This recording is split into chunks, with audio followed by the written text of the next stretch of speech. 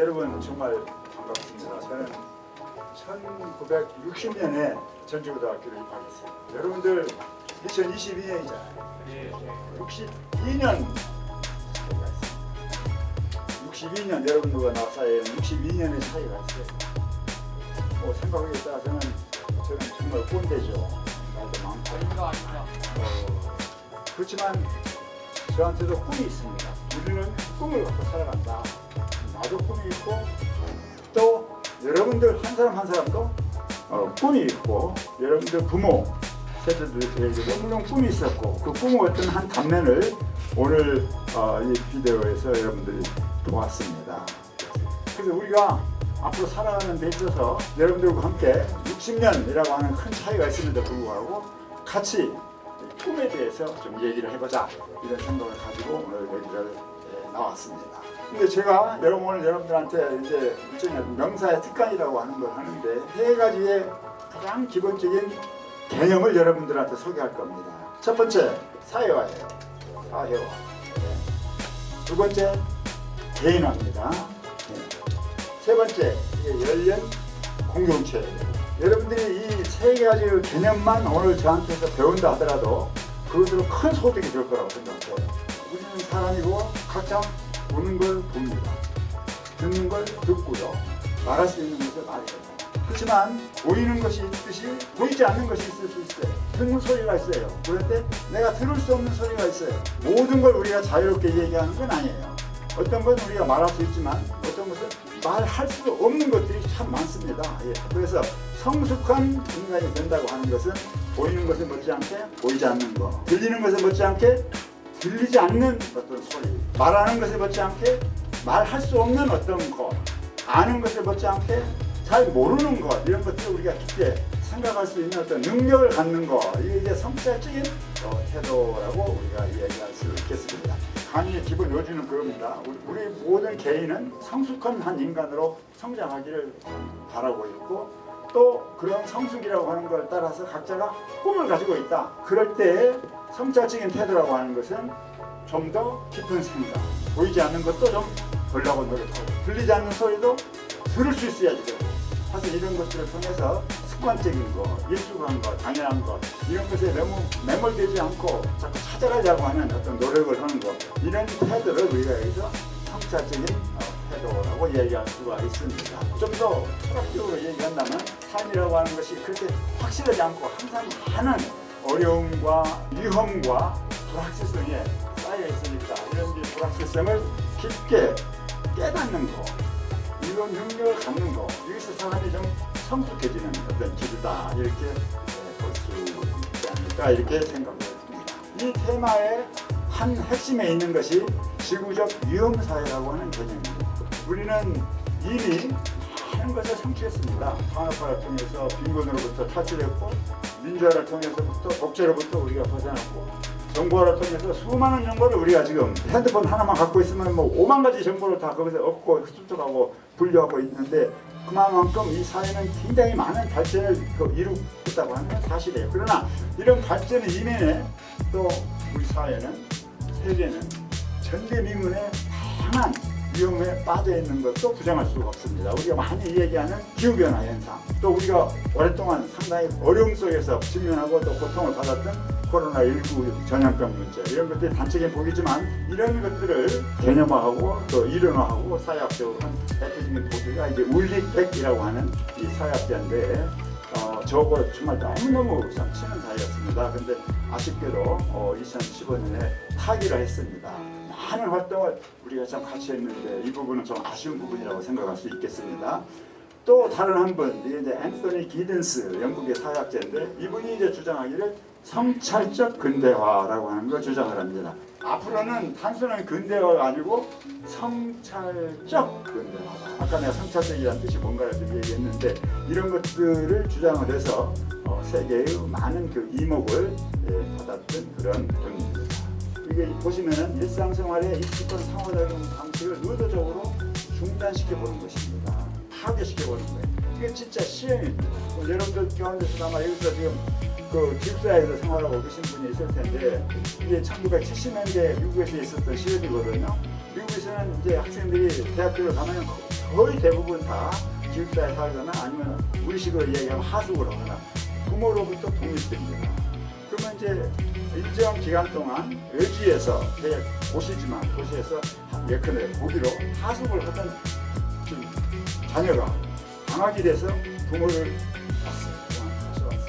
그런데 만일 이 자녀가 자기 부모를 대하는 그 방식이 마치 하숙생이 그 하숙집 주인을 대하는 방식과 똑같은 방식으로 한 번의 아이가 계속해서 그렇게 행동한다고 해보세요. 모든 걸 아주 겸손하게 아주 조심스럽게 절제하면서 공식적인 인간과 인간, 타자와 타자 사이의 관계 같은 그런 방식으로 대응을 한다고 해보세요. 부모가 내가 뭐가 좀 이게 이상해진 거 아니냐? 내가 좀 뭐가 좀 정신이 좋은 거 아니냐? 뭐가 좀 머리가 좀 이상한 거 아니냐? 혹시 뭐 엄청난 충격이 있는 거 아니냐? 그런 걱정을 하게 되죠. 왜냐하면 그 이전에 자기하고 대했던 어떤 그런 그 습관이 있는데 관습이 있는데 이걸 다 파괴시켜버리고 아주 형식적이고 아주 그러니까 극단적인 어떤 그런 공식적인 그런 관계로 이 말을 주고받고 하는 것이 이루어진다고 하면은 극단적인 불안감에 부모가 휩싸이게 됩니다. 그것을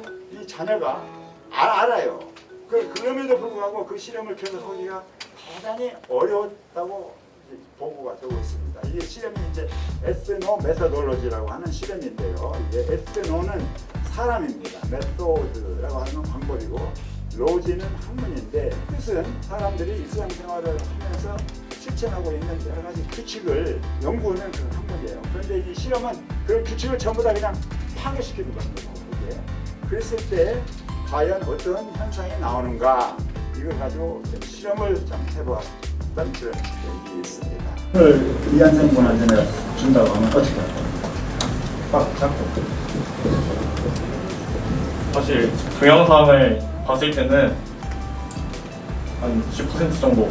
왜냐면은 이게 영상을 보는데 사실 와닿는 게 그렇게 없더라고요. 그러니까 뭔가 봤을 때 사실 내용이 그렇게 많지 않았던 것도 있고, 근데 교수님의 이야기를 조금 더 집중을 했어야 되는데 제가 집중을 하지 못하게 된 저의 잘못이기 때문에 교수님의 강의를 조금 더 진중하게 들었어야 되는데 그러지 못했다. 그래서 교수님의 강의에서 한 5% 정도. 잠깐만. 그러면 지금 하나는 25%, 15% 아까 이렇게 나왔지, 교수님. 이런 뭐 10%, 5%냐? 그러니까 10%, 5% 훨씬 더 아주 박한 그런 평가를 내렸어요. 혹시 이것보다는 조금 좋은 평가를 좀 내리고 싶다 하는 학생이 있나요? 아니 뭐 지금 연습이니까요.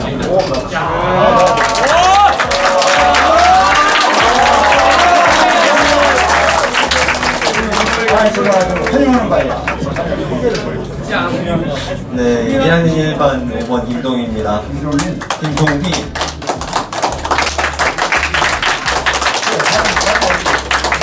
저는 개인적으로 동영상에 대해서는 적어도 반절은 이해합니다. 그런데 만약에 그 규칙을 서로 그냥 1, 2, 3, 4, 5, 6, 7, 8 이런 규칙을 적어가지고 하는 건 아니에요. 몰라요. 우리는 지식은 없지만 이미 알아요. 아, 나하고 정말 친한 친구한테는 이렇게 내가 말을 또 하고 제스처도 하고 행동도 하고 표정도 짓고 한다고 하는 걸 여러분들은 그 지식은 없지만 이미 여러분들이 다 알고 있는 거예요. 그걸 실천하는 거예요.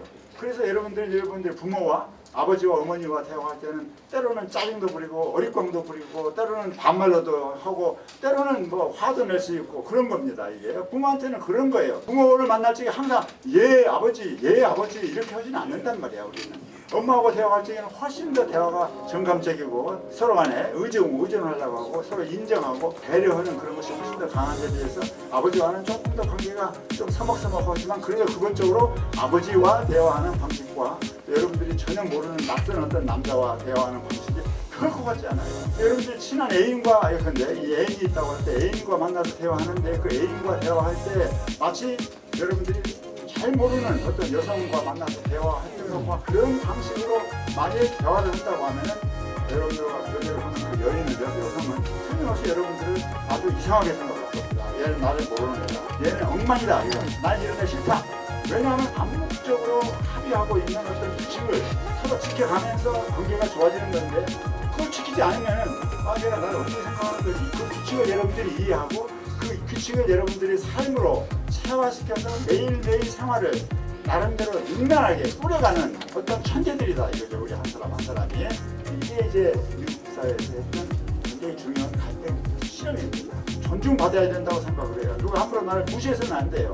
부모를 하더라도 자녀의 인격을 무시해서는 무시할 수는 없는 거거든요. 이게. 그래서 만일 나의 인격을 과도하게 해치는 사람이 있다고 하면 그 대상이 설사 부모를 하더라도 그냥 순종하지 않고 때 대든단 말이에요. 아빠 나 이거 싫어. 왜 싫냐? 나 이래서는 싫어요. 나 이거 하기가 싫어요. 라고 얘기할 수 있단 말이에요. 그 전에는 안 돼요.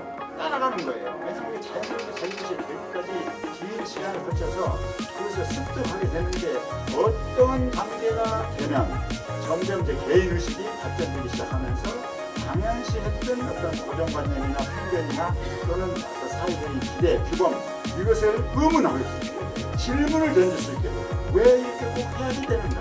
나는 다르게 해서는 안 되는가? 왜 그런가? 이런 것을 질문하게 되죠. 이게 이제 넓은 의미에 본다고 하면 고등학교 때 또는 대학교에 들어가서 더 많이 경험하게 되고 특히 여러분들 부모 세대는 굉장히 어려운 시대였거든요. 이게 그 시대였으니까 그런 경험을 아주 집약적으로 문식적으로 하면서 많은 포단이 나오고 우리 모두는 자신의 꿈을 갖고 있습니다. 그리고 우리 사회에는 지금 세 개의 세대가 있습니다. 나와 같이 이제 여러분들보다 60년 차이가 나는 어떤 그런 노인 세대가 있는가 하면 여러분들과 같은 정말 젊은 10대 후반기의 세대가 있고 여러분들 부모 세대가 1970년대 90년 정도를 태어난 부모 세대가 있고 이 세 세대가 서로 공유할 수 있는 꿈을 제가 이제 국민재단이라고 하는 걸 이끌고 있는데 국민재단이 이끌고 있는 이 중요한 활동이 하나는 너무 가족이 제 기능을 못하고 와해되고 있고 어떤 경우에는 아주 소멸해 가고 있다고 하는 그런 비관론도 나오고 있는데 이걸 떠나서 어떻게 하면 이 세대 공감, 세대 간의 대화를 좀 해서 좀 더 열린 활성화된 좋은 가족 공동체를 만들 것이냐 이걸 한번 우리가 잘 추구해보자 라고 하는 그런 목표를 갖고 활동을 하고 있고 또 이런 것에 대해서 여러분들께 좀 소개를 해드릴 겁니다. 자, 내 강의는 오늘 여기에서 이 정도로 끝내겠습니다. 여러분들 경청해주셔서 감사합니다.